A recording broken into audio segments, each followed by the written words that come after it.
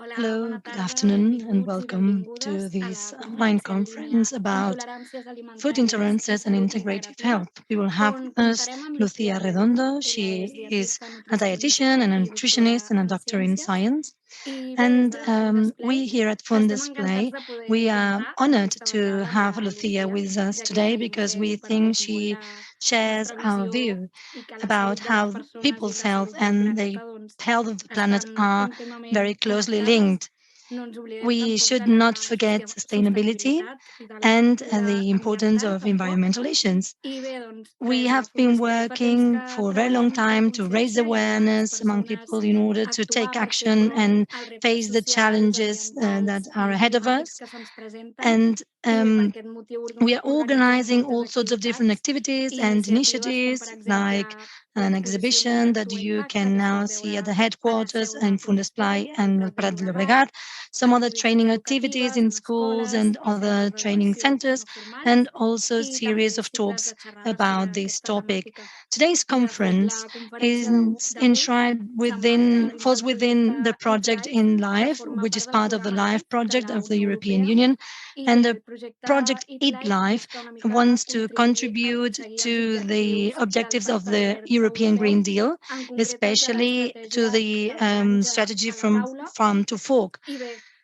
These objectives are linked to reducing the carbon footprint of the food we eat, to ensure availability of food for everybody, and to have a fairer food system, which is also more sustainable and healthier. It is very important that you answer the quality survey that we will send after this webinar. This video will be recorded, and after at the end of the session, we will have some time for Q&A. Just to say a few more things about Lucia, she's also a founder and coordinator of her own clinical team where they offer individual health plans, individual integrative health plans online. And she works she works both in the clinic and also as a professor at university. And she has also published a few books like Probiotic Food, and she has been trained in natural medicine, in traditional Chinese medicine. If you want to learn more about her, well, I will, with no further ado, I will give the floor to her. Welcome, Lucia. Thank you. Thank you very much, Christina, for the introduction, for having invited me, and for having me for this project. I love this project, and it is quite clear that we are together in this.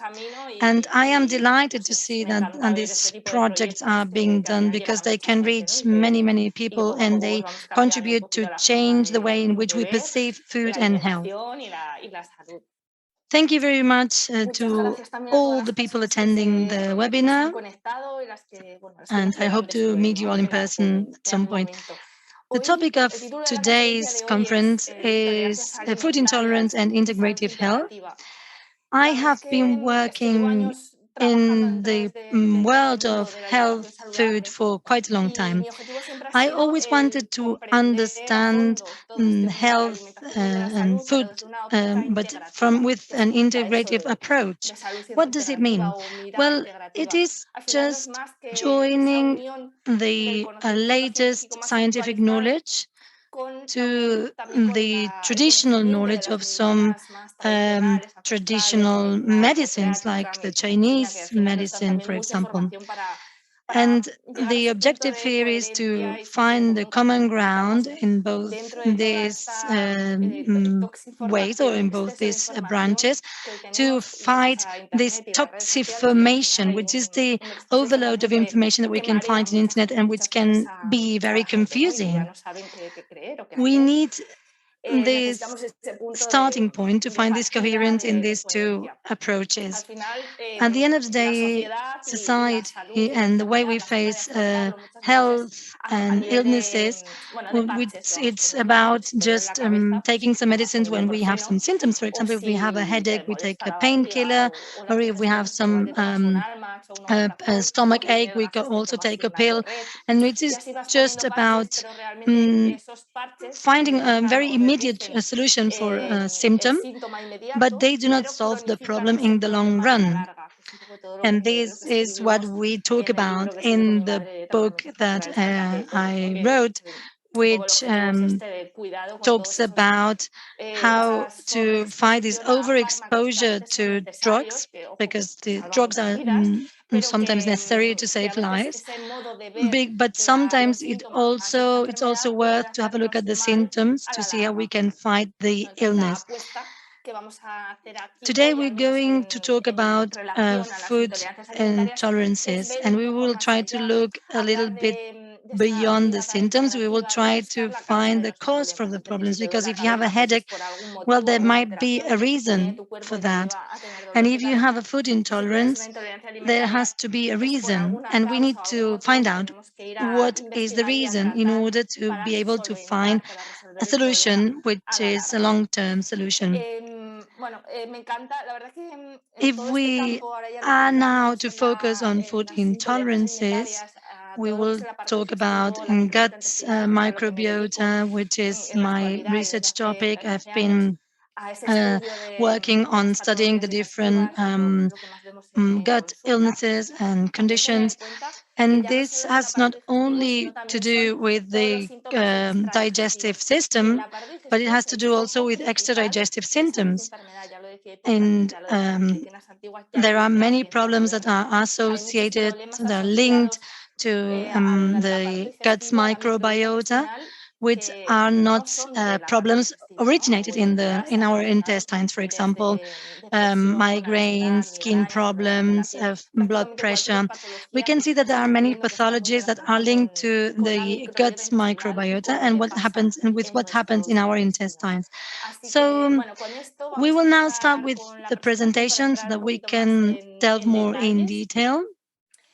We're going to talk about food intolerances. When we talk about food intolerances, it can be some slightly a little bit confusing sometimes, because sometimes we talk about allergies, and we can also talk about intolerances, and there is a difficult different things. We could describe food reactions as the reaction, a negative reaction to a specific food, which is something that more and more people are suffering. And there's people describing or saying that they are feeling very bad after eating an apple or an onion, things that did not happen to them earlier. We are seeing that there are more and more food reactions, and these reactions could be classified into large groups. We would have on one side the group where the immune system has a reaction, and this triggers a set of symptoms. And then we have another large group where this immune system is not involved. And this would be the large group of the food intolerances. We have, for example, all sorts of different intolerances. For example, intolerance to lactose, which is when you feel bad after drinking milk. The intolerance to fructose, or the intolerance to FODMAPs, which we will discuss later. And then there's also the intolerance to histamine, salicylates, sulfites, glutamate, caffeine, etc. But now let me tell you some bad news, and then we will come to the good news later. The bad news are that we do not have a biochemical test or any sort of analysis that could determine very precisely and in a reliable way. There is no test that allows us to see what are the intolerances, the food intolerances that somebody can have. This is a problem because we have many patients that describe intolerances to a range of different foods. Or when we ask what are the foods that you do not tolerate well, they may mention 10 different foods, or some people say, well, I don't know, because sometimes I see that there's an intolerance when I eat this food, but some other days I feel fine. And it's quite complex. There are many different causes when we talk about food reactions and food intolerances.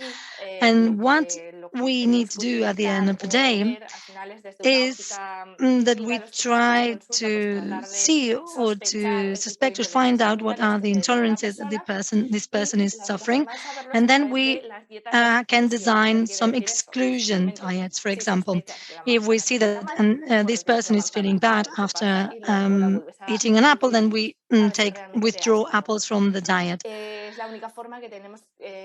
It is the only way we have to see what are the intolerances that this person has. Then we also have some other strategies and some other tools to be able to find out more precisely what are the intolerances. We should not mix these two types of intolerances up. As I said before, there are two large groups, and these are these intolerances where the immune system is involved, and these are the allergies. Some of these allergies are solved by alone without no specific intervention. And there are some associated symptoms to food allergies. And these symptoms appear right immediately after the intake of this food. For example, after eating peanuts, I feel like I have some problems breathing, or I can have some itching on my skin. This is a classical reaction for an allergic reaction of these substances that we can find. These are substances that can be found in blood, and we can have more precise tests.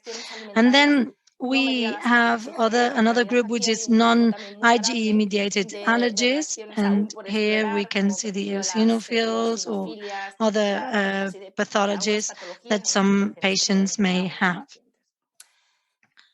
A concept that I want to make quite clear is that if there is an adverse reaction to foods, we always have to find out what is the cause.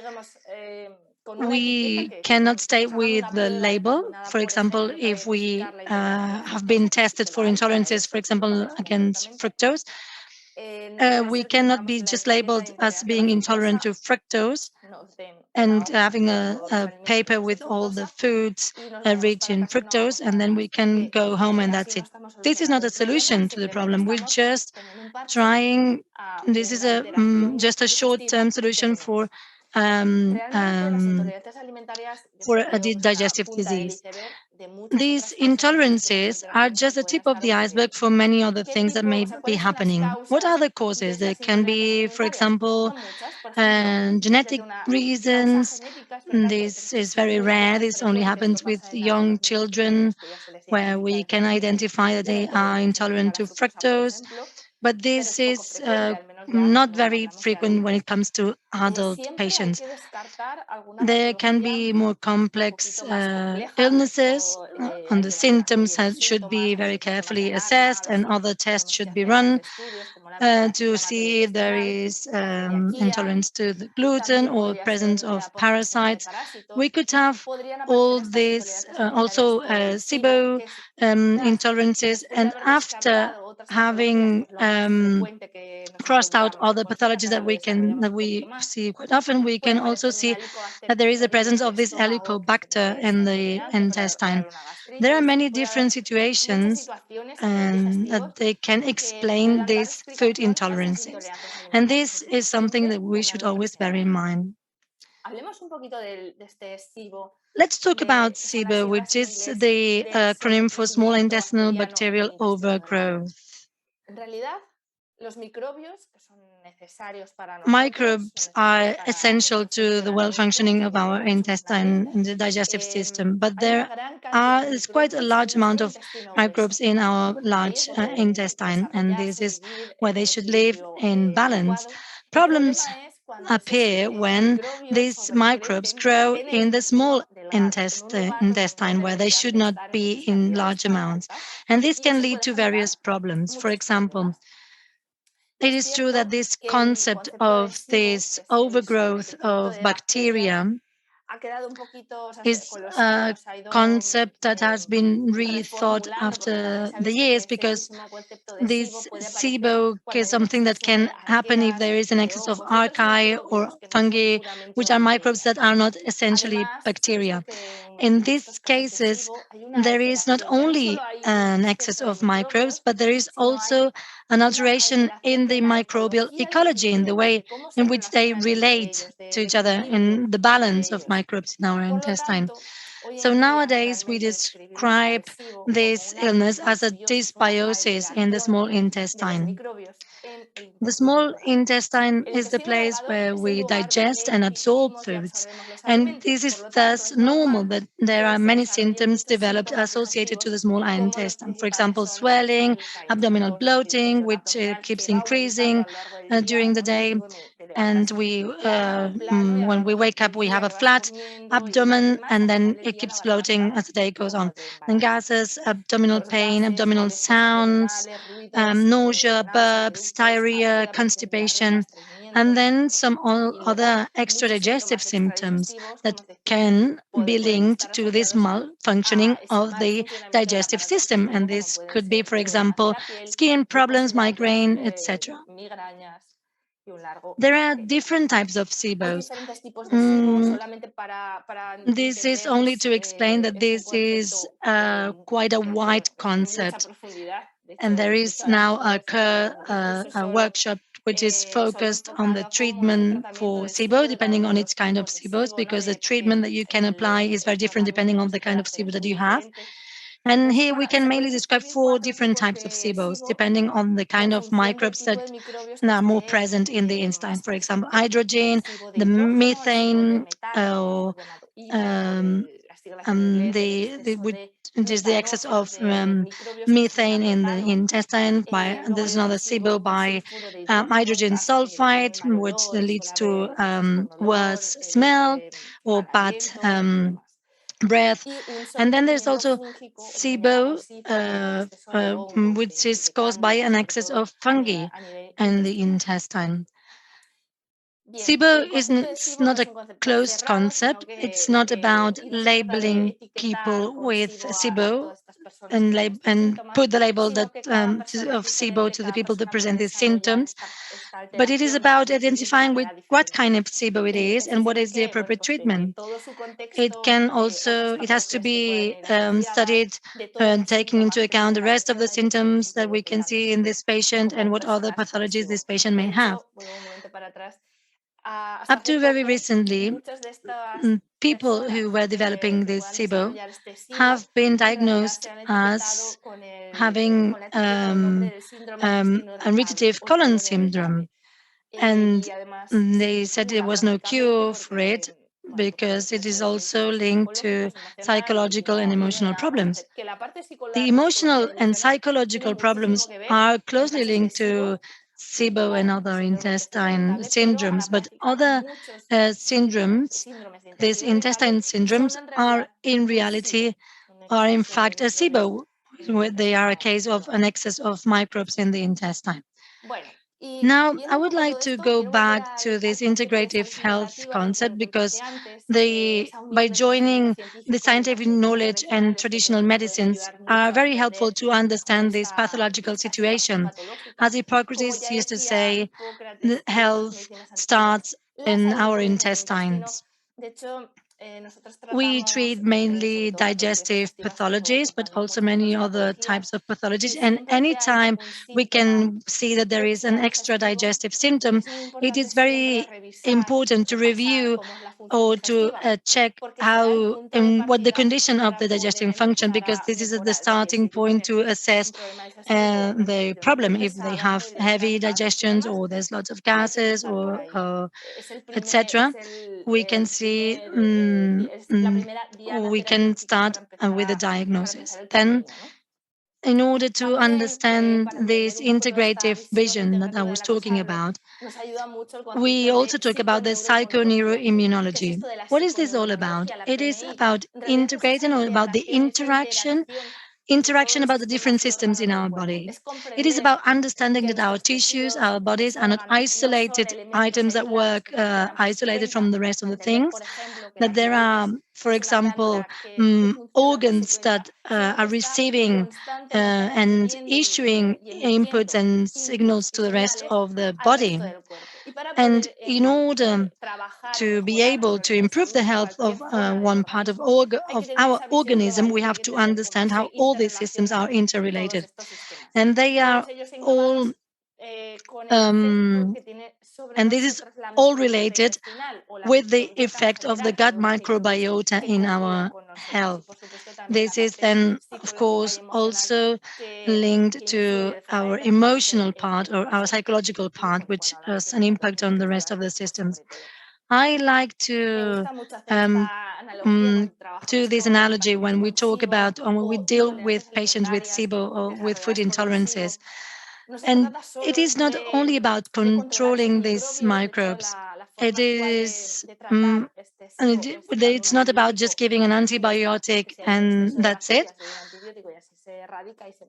The problem is that if we were to just give antibiotics, it may very likely happen that in the long run the problem appears again. I like to compare it with plants and soil and our fruit garden. For example, if we want our plants to grow, if we want our vegetables to grow healthy, we do not use glyphosate, which is a herbicide used to kill some plants. And we do not use it not only because it has a very bad impact for the environment, but also it has a bad impact on the microbiotal ecosystem. We have to look at the plant. We always have to pay attention at what the plant is lacking, whether it is minerals or light or water. And when it comes to SIBO, we do not have to treat the excess of bacteria, but we have to improve the whole microbiotic context of this person, and also try to find out if there are any emotional conflicts that are still pending, and what are all the other factors. So what is our therapeutic approach that we apply to these patients? First of all, there is a need of a cleaning stage. Maybe antibiotics are not required at this stage because we can use lots of plants that are very helpful to keep this excess of microbes under control. So we start with this cleaning phase. Then we go on to a recovering phase with probiotics and other aids to improve the digestive function, for example, reducing the acid in the stomach, or to try to strengthen the walls of our intestine. And this is like refurbishing a house in which you will live. And when you move in, it is dirty, the walls are all scratched, and you first want to refurbish the house and to mend the broken things before you move in. And you do not start with bringing your furniture to the new house. You first do a thorough cleaning of the house. Then you maybe want to paint the walls. And once everything is clean and looks beautiful, then you can bring in your furniture. You bring your probiotics. You bring these external aids to improve the digestive system. And then we have a third phase, which is the preserving phase or stage. What do we do here? Well, here we try to identify the causes that have caused this SIBO.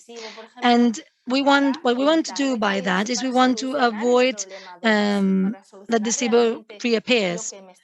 We want to find out whether it is another as more severe problem, for example, related to our thyroid, or the stress problem, or there is a problem in our mouth. Well, if there are any doubts, please you can type your questions in the Q&A and I'll try to answer them. All right?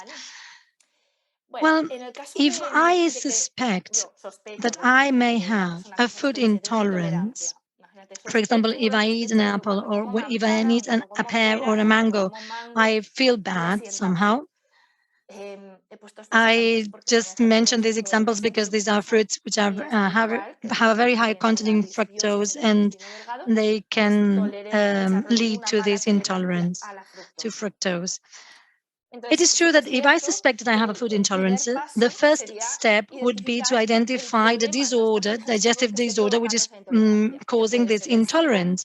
It could be an celiac spur, or it could be many other things. We have to identify the problem which is causing this intolerance, because these intolerances come not out of the blue. Even in adult patients or even in children, they are not genetic, they are the result of other problems.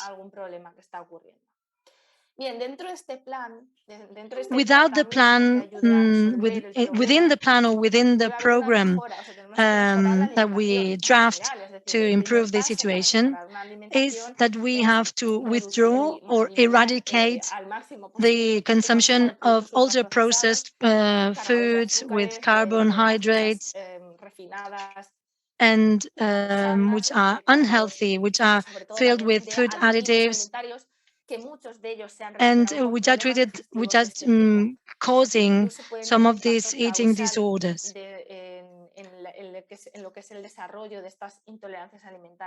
Then, thirdly, if we were to set an order of priorities, or in order to set a priority of the things that need to be done, we can temporarily withdraw the foods that are causing the symptoms.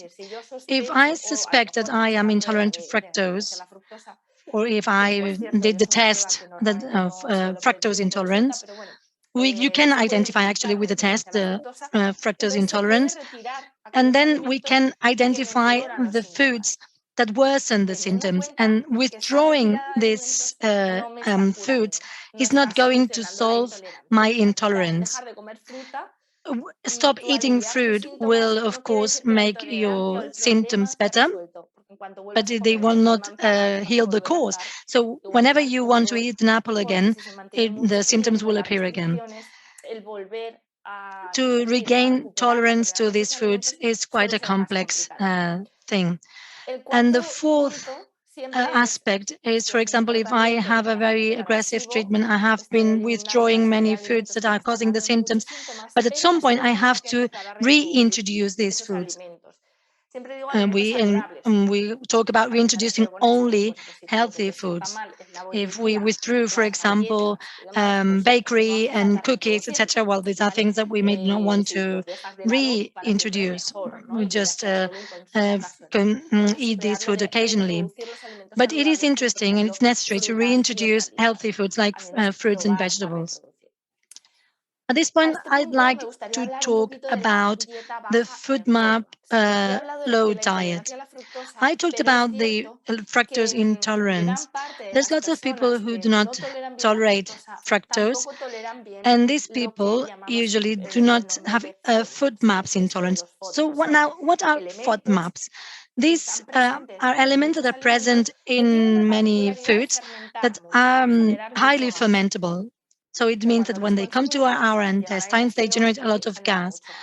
There are many cases of SIBO and intolerances that have a very good response to the withdrawal of this kind of foods. What kinds of foods are we talking about? We're talking about fructan-rich foods like wheat, barley, rye, onion, garlic, artichoke. Um, so also other foods that are rich in galactolosaccharid, which are legumes, for example, that generate lots of gas, lactose of dairy products, milk, non-fermented dairy products are the ones that have a higher content in lactose, fructose, which is present in honey, agave syrup, which is included in many different foods to substitute or to replace sugar, but it can lead to some digestive problems. Be careful with apple, pear, mango.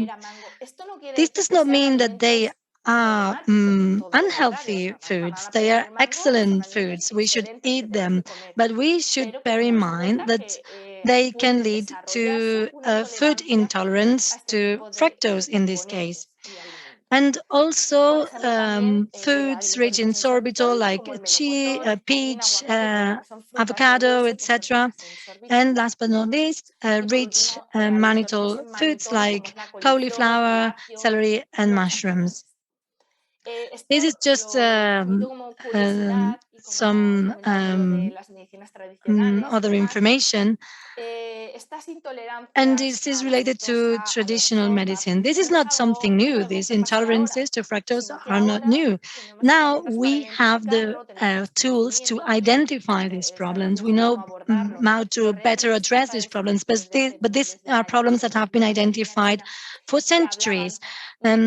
Traditional Chinese medicine talked about a series of symptoms that were linked to the lower stomach. That's how they called it, and these symptoms included symptoms that are very similar to the symptoms that define SIBO, which are heavy and slow digestions, intestinal sounds, swollen abdomen, diarrhea, constipation, and bad tolerance to foods such as pear, apple, and yogurt. And these are foods that are included in this FODMAP group of foods. Now we are able to better identify these symptoms. A low FODMAP diet is a strategy that we can apply as a cure. It's not something that I can do on my own. Maybe somebody says, "Oh, I have a swollen abdomen, then I will start a low FODMAP diet." We have to be very careful because this is a therapy or therapeutical tool that we use in order to identify what are the foods that I tolerate and the ones that I do not tolerate.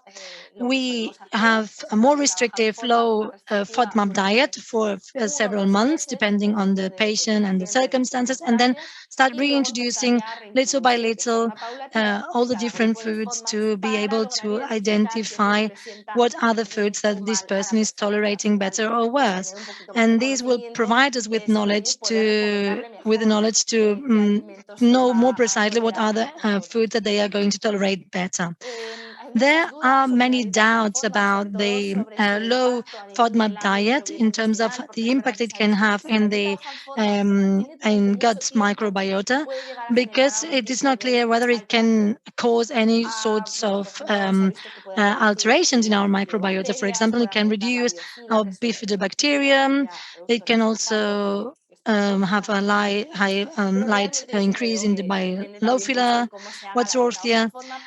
But if we add lots of spices, cocoa, green tea, or red berries, which are rich in polyphenols, this negative effect may not be relevant. This is just a couple of pictures of patients that have sent me of meals that they cook of a low FODMAP diet. For example, dish with rice and chicken is an example of a low FODMAP food. But on the right, we also have a dish which includes lots of spices and courgette and other ingredients. And this is also a low FODMAP dish. Now I'd like to highlight a couple of things. And I'd like to mention a few situations where we should not apply this kind of strategy or this kind of diet. For example, we can do it as a test for a couple of days or even weeks. We can have a low FODMAP diet prescribed by a professional. And if we cannot see an improvement in the symptoms, there is no reason to continue applying this kind of diet. I would say 2 or 3 weeks or even less, because you can see the effects quite quickly. And when it comes to symptoms now, if you are not applying a parallel tool to eradicate SIBO and to improve the condition of our intestine, there is no reason to apply a low FODMAP diet. If you have the hydrogen sulfate SIBO type, this type of diet is not appropriate. If you have fungi SIBO, it is also not recommended to have this low FODMAP diet. And if this diet is generating or leading to lots of stress or anxiety for the patient, this is not the way to continue. We will need to find another tool, and this is very important. I would also like to mention uh, other intolerances. These are intolerances that affect not many people, which is the intolerance to sulfur compounds. This is an intolerance that we can see in people who have the hydrogen sulfate SIBO. And whenever this gas is in the body, which is a gas that has a very bad smell, these are people that have very bad smelling gases and many other extra digestive symptoms. Well, in this case, the foods that are worst tolerated are the ones on the left of the picture, which is red meat, dairy products, lots of eggs, greasy foods, or, for example, broccoli, cauliflower, onion, garlic, etc. They create bad digestive tolerance.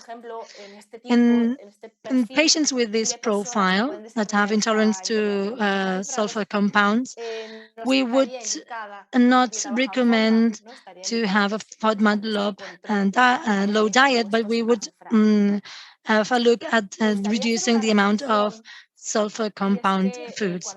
I'd like to now mention that when we think about food intolerances, we tend to think, for example, I have a intolerance to bread and I have an intolerance to wheat, and then I'm going to do the test for celiac spur. And this is I'm talking about bread now, but um, this can be related to many other foods. We now eat very differently to what we used to eat in the past, and there are many reasons for this kind of disorders. There is an abuse of agrochemical elements. We move less. We clean. There is an excess of cleanliness in our daily activities, and this is especially like this with children. I have the impression that we have modernized foods too much, and maybe this is the very reason that we have more and more intolerances. And I talk about bread because in the past, breads were baked with grains that were grinded with stones, and the fermentation was done with dough, with sourdough, and this allowed for the degradation of potentially harmful compounds. This has nothing to do with modern bread, which is called chewing gum bread, which has nothing to do with what bread used to be. People say, well, we have eaten bread forever. Well, no, because what we eat now is actually not bread, it's something different. There are many scientific articles that suggest that glyphosate, which is present in many foods, especially in wheat, could be one of the causes of the ever-growing celiac sprue. And having been exposed to all these chemicals has of course some consequences.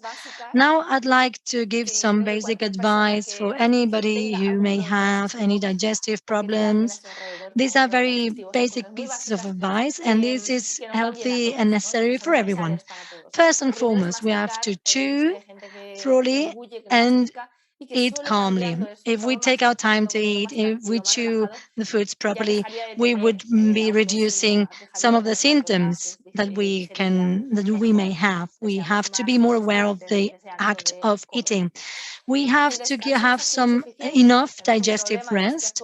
We have food available all around. the clock. We can eat at any time, and we do not let our digestive system to rest.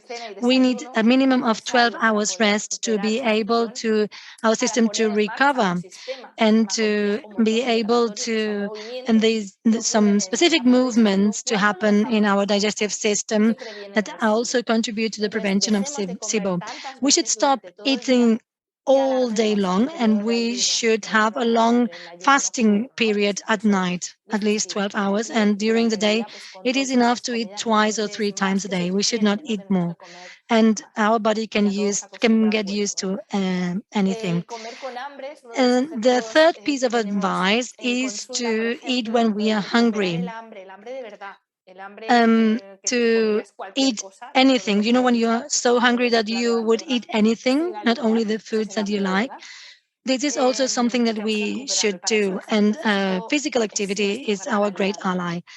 And dinner is also important to eat quite early, not at 10 o'clock or at 11 o'clock as we tend to do. We need to find a way to eat early and have a light meal for dinner. But we need to make sure that our digestive system, and this is something that we can find in all sorts of traditional medicines, we know that we have a greater activity in our digestive system during the day than during the night. So our metabolic system works better during the day than during the night. Then, in most of the cases, food intolerances are not caused by they do not have just one single cause. And it is essential to assess the whole food, also how it was cooked and how it was eaten. I'd like to mention an anecdote of a patient. It was linked to the consumption of a potato. Potato is a food which is usually well tolerated.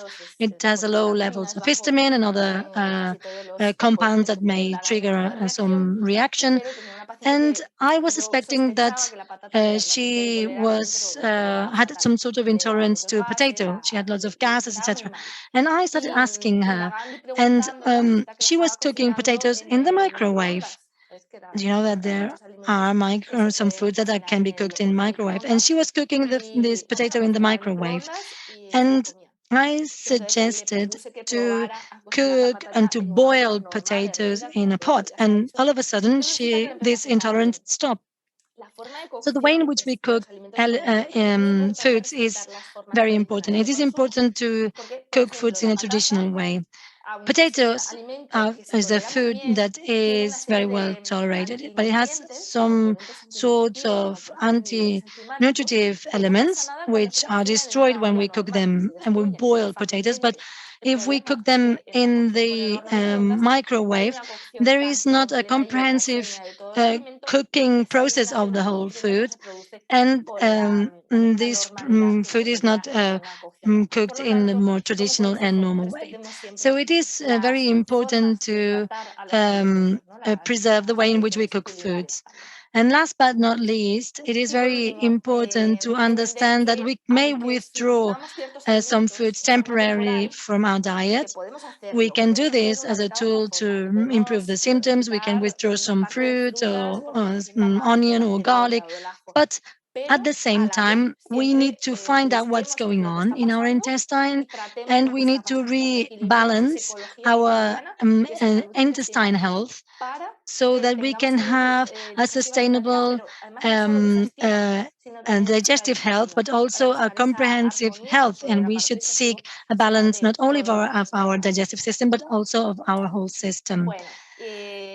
And this was the presentation. I've come now to the end. I don't know if there are questions. We can now ask questions. You can type them in the Q&A section or in the Q&A tool, and we can maybe discuss things that you are more interested about or things that you would like to discuss more in detail. Thank you very much, Lucia. Thank you. Yes, there are some questions here. I'm going to read them if you don't mind. Yes, please. Well, Carlos was asking well, he was saying that he has always liked seafood from very early on, but from since a few years ago, depending on how it is cooked, I could experience some itching in my throat. And is this some can is it possible that I have some sort of allergy? Well, I focused my presentation on the most common intolerances, for example, the intolerances to the sulfur compounds, etc. But there are other intolerances, which, for example, intolerance to histamine, which is quite frequent. Why do I say this? Because the question, Carlos's question, it was about seafood, and seafood has a very high histamine content. It releases histamine. It makes our body release histamine. When we see such quick reactions, when we eat the food and then we immediately experience some itching in our tongue or throat, this means that there is a reaction of our immune system, and this may entail or this may mean that there is an allergic reaction. But sometimes it can happen that we are highly sensitive to some foods.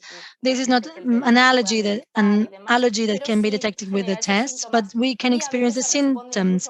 For example, we may have had a negative test for seafood allergy, but maybe here the case we would maybe have to see if there is some allergy to or some reaction to histamine when we have some excess of histamine in our body. Histamine is a compound that our body naturally has, and it can show this kind of symptoms, which is difficulty to breathe, itchings, migraines, etc. Some foods stimulate the release of histamine, and there are some foods that contain histamine. In this case, we should first try to determine if there is an excess of histamine. There is an article in my website that where you can read more about this, and then we have to see whether it is an allergy or not, an allergy that this person has developed, an allergy against seafood or seafood allergy. Well, as Lucia said, we can also get to her website and read the article about this topic. We have two more questions. We should answer them quite quickly. Julia is asking, is bioresonance an important tool in this topic?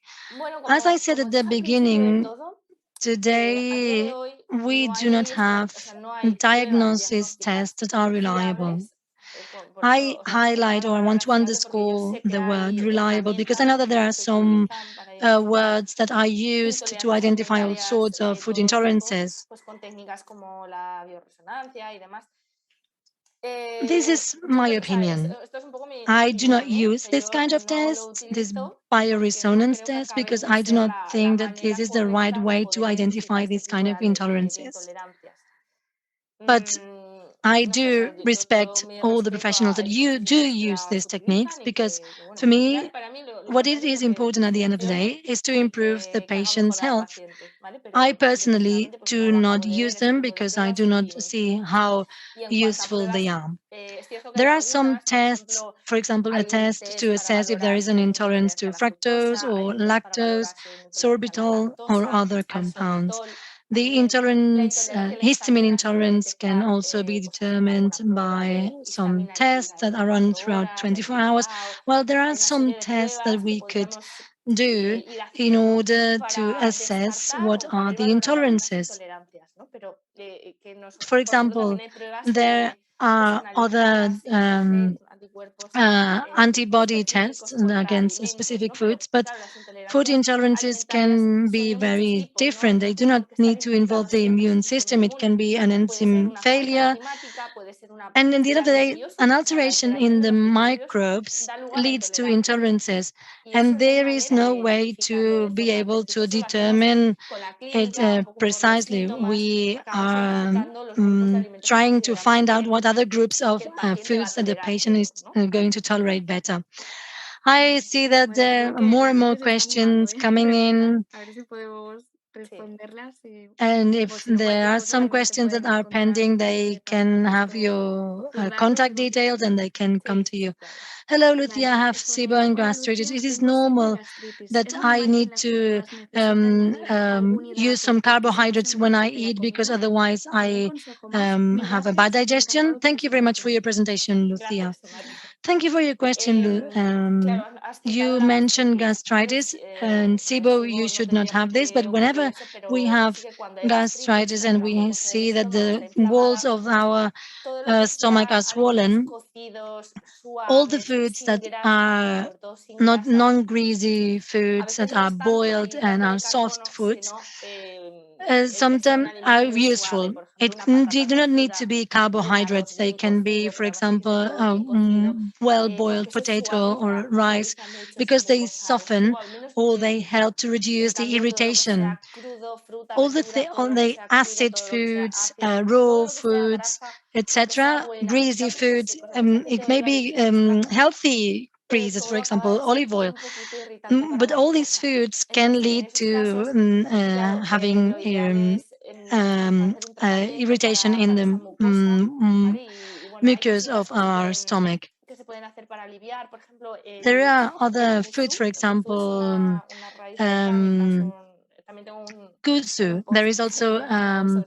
section in my website Se about utiliza kusu, mucho which para is gastritis, used para to calmar soften esa and to mucosa gástrica que pueda estar soothen inflamada, ¿no? these Porque remedies de ese tipo nos pueden ayudar swollen a and this suavizar y inflamed a mejorar. mucous membrane in our stomach. Yolanda is asking, what shall we do if we do not tolerate creases, also the healthy ones?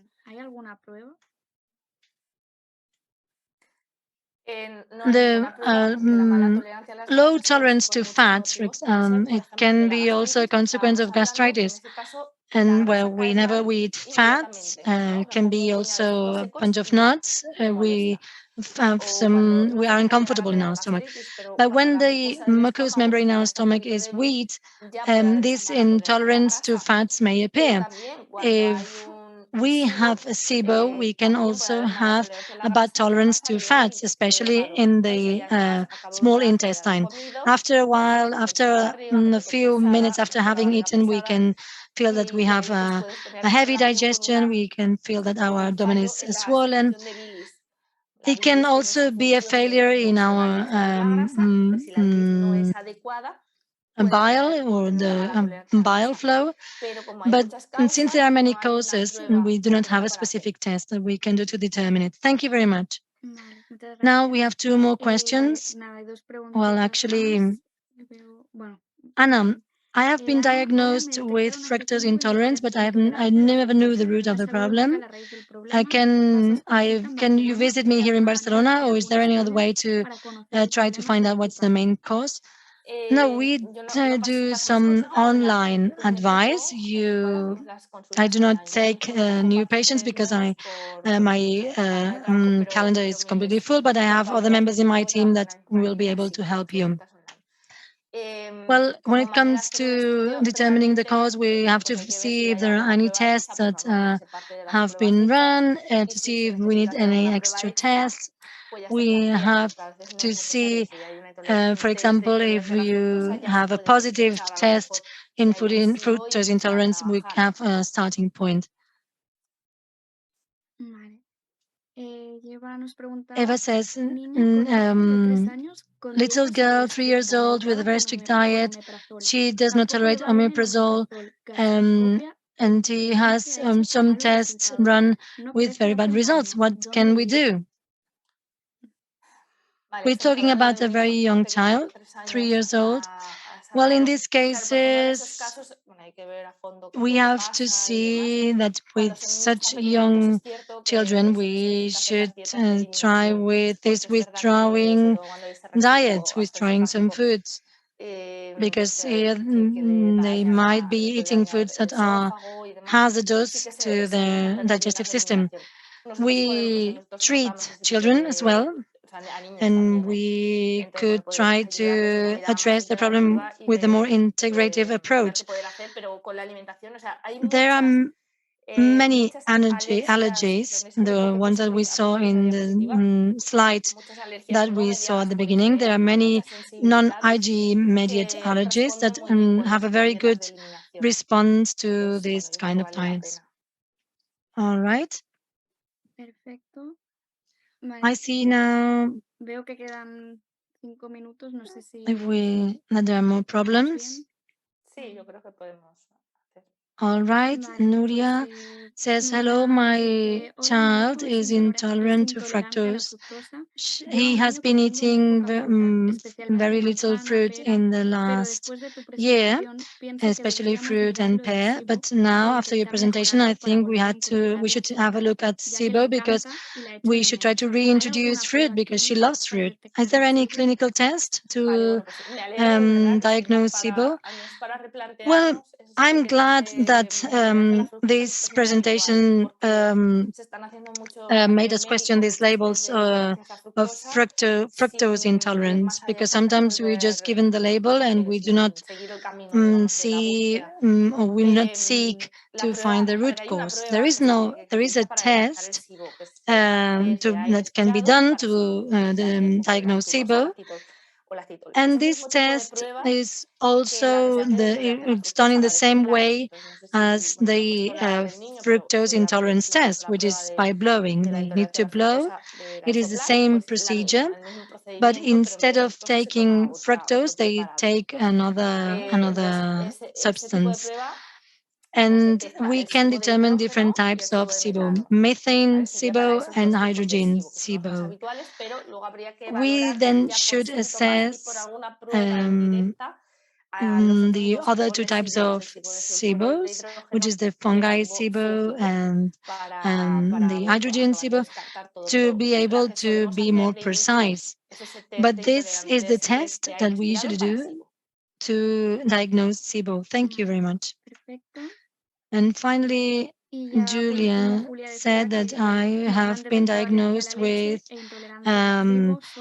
milk intolerance, wheat intolerance, soya, cod, and egg white.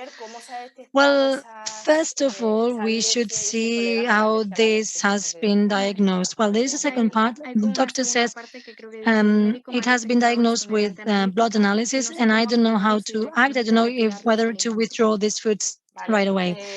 If this allergy has been determined with a blood analysis, well, this is a reliable test. And the intolerances, then we should see what tests have been run. We can start with withdrawing these foods, but we should find a way to rebalance this microbiotic or microbiota ecology. This starts with the cleaning phase, trying to find the root of the problem to see why this problem appeared, or if this problem has been there all life long. What was the triggering factor for this problem to appear now? And then also working to try to recover the mucous membrane of our digestive system. We need a plan to improve the microbiota. The important thing here is to try to recover the tolerance or to regain tolerance to healthy foods. For example, in the soya, it is not so relevant because I do not seek to recover tolerance with soya products. But when it comes to fruits and vegetables, we should try to see if we can start tolerating them again. But there is a long way. Thank you. Thank you very much. There have been many questions. It was very enriching. Thank you very much. Thank you very much to all the attendees, to all the people in the audience, and thank you very much, Lucia, for your explanation. Thank you very much. Thank you, Fundesplai, for having invited me. Thank you. And please do not forget that we're going to send the survey. Thank you. Bye. Hello. Adiós.